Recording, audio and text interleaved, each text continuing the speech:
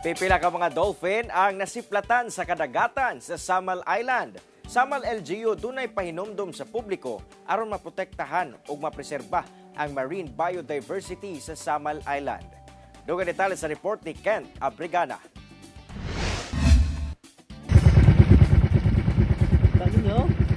Sabi nyo guys. Extra special ang pag-unwind sa Malenyo ug bumbero nga si Ayan Ong sa kadagatan sa Ligid Dako, Barangay Balet, Samal Island niya itong Martes sa buntag. Sumala kang Ayan, naanda na niya nga mag-fishing matag day off niya. Apan kini ang labing unang higayon nga aduna kininakitaan nga dolphin sa iyang pag-fishing. Fishing sir kay na-experience na ko ang beauty sa gihimo sa Ginoo nga nature, and then fulfilling siya nga experience kay nakita na mo siya in actual. Sumala kang Junmark Miliana, Supervising Aquaculturist Cagro ug Head sa Coastal and Fisheries Resource Management Division kon CFRMD Samal Island. Wala pa sila masayod kung unsa nga species sa dolphin ang nasiplatan.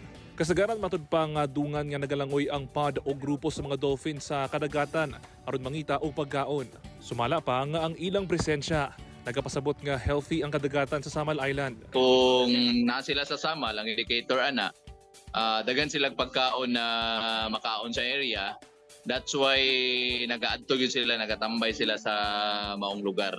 Gani tungod kay nagkanamanam og nagkataas na ang ihap sa mga nagaadto nga turista sa isla ug sa nagabadayong konstruksyon sa Samal Island Davao City Connector Bridge Project nga maoy mas mopakusog pa sa turismo. Ana ang bahad sa mga basura nga posibleng makaapekto sa marine ecosystem sa isla. Gani, doon na mga lakang ang LGU aron maprotektahan ug mapreserba ang marine biodiversity sa isla. Natay gi-establish na orientation sa mga matag coastal barangay nga dapat dili nila ilabay ang ilang mga basura.